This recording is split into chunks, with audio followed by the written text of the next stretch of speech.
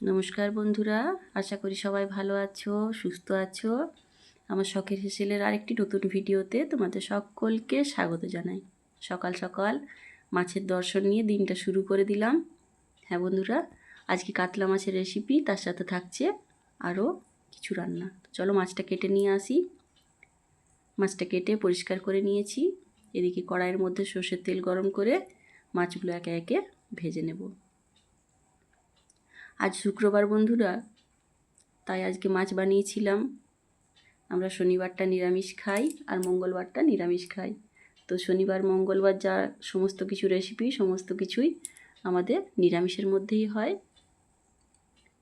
সেদিনের রেসিপিগুলো যা নিরামিষ বানাবো, দুটো একটা নিরামিষ রেসিপিও তুলে ধরবো।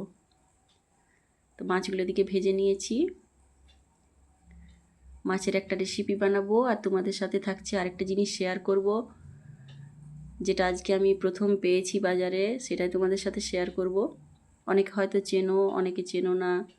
দেখা যাক কে কে চেনো, কে কে চেনো না। মাছগুলো সমস্তগুলো ভেজে নিলাম দেখো। আর এদিকে কাতলা মাছের যে মাথাটা ছিল সেটাও ভেজে তুলে রেখে দিলাম। মাথাটা অন্য কিছু একটা রেসিপি করব, তার জন্য মাথাটাকেও রেখে দিয়েছি ভেজে। ওই তেলের মধ্যে ফোড়নের জন্য দিয়ে দিলাম কিছুটা 5 ফোড়ন আর পেঁয়াজ কুচি। বন্ধুরা, আমার রেসিপিগুলো কেমন লাগে অবশ্যই জানিও। যদি ভালো লেগে থাকে, তোমরা যারা আমার ভিডিওগুলো দেখছো তারা অবশ্যই চ্যানেলটি একটু সাবস্ক্রাইব করে পাশে থেকো, লাইক বাটনটা প্রেস করে দিও। দেখো কয়েকটা আলু দিয়ে দিয়েছিলাম। পেঁয়াজটার সাথে আলুগুলোকে ভেজে নিয়েছি। ভেজে নিয়ে একটা মশলা দিচ্ছি। এই মশলাটা আমি পুরো সপ্তাহের জন্য বাড়িতে বানিয়ে রাখি, তোমাদের সাথে শেয়ার করব পরে।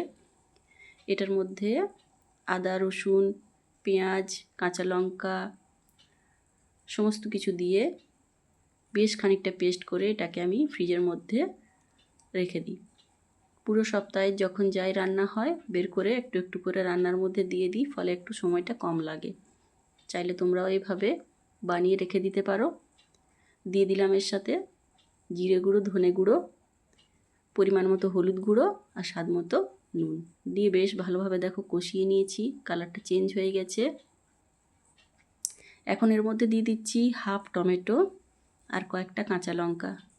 এই কাঁচা লঙ্কাগুলো কিন্তু আমার গাছের। তোমাদের সাথে একদিন আমার বাগানটাও শেয়ার করব বন্ধুরা। প্রচুর কাঁচা লঙ্কা হয়েছে। টাটকা কাঁচা লঙ্কা তুলে তুলে রান্নায় দিতে খুব মজা লাগে, তাই আজ কটা তুলে নিয়ে এসেছিলাম। এই কাঁচা লঙ্কার ফ্লেভারটাও খুব ভালো লাগে। এবারে মশলাটা সুন্দরভাবে কষিয়ে নিয়ে এর মধ্যে সামান্য পরিমাণে জল দিয়ে আর ঢাকা দিয়ে রেখে দিচ্ছি।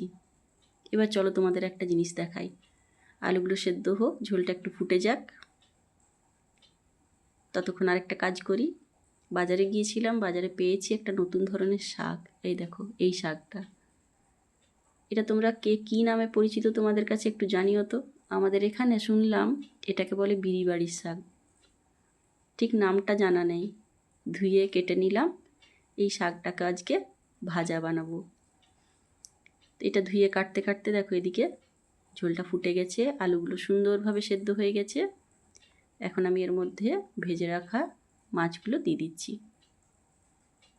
আজকের কাতলা মাছটা বেশ ভালো টাটকা ছিল, খুব মিষ্টি ছিল মাছটা, ভালো মাছ পাওয়া গেছে। সমস্ত ভাজা পিসগুলো দিয়ে দিলাম আর মাথাটা যেটা ছিল সেটা রেখে দিলাম। এটা অন্য রেসিপি করব, তোমাদের সাথে শেয়ার করব পরে। বেশ মাখো মাখো করে নিয়ে এর মধ্যে একটু ধনেপাতা দিয়েছি, দিয়ে আর এটাকে নামিয়ে নিয়েছি। এর সাথে আরও কিছু কিছু বানিয়েছিলাম বন্ধুরা। যে শাকটা তোমাদের কাছে দেখালাম, সেই শাকটা আমি কাঁচা লঙ্কা রসুন দিয়ে ভাজা করেছি। ওটা অন্য কি রেসিপি হয় আরও তোমাদের সাথে তুলে ধরবো। দেখো ধনেপাতা দিয়ে এটাকে নামিয়ে নিয়েছি। আর বানিয়েছিলাম আরও কিছু কিছু রেসিপি। তো আজকের আমাদের শুক্রবারের মেন রেসিপির মধ্যে ছিল কাতলা মাছের কালিয়া। তার মধ্যে একটু আলু দিয়েছিলাম, আলুটা একটু পছন্দের জিনিস তাই দিয়েছিলাম। তো দেখো কাতলা মাছের কালিয়া আজকে রেডি। কেমন হয়েছে জানিও। আর চলো বাকি রান্নাগুলো তোমাদের সাথে শেয়ার করে নিই।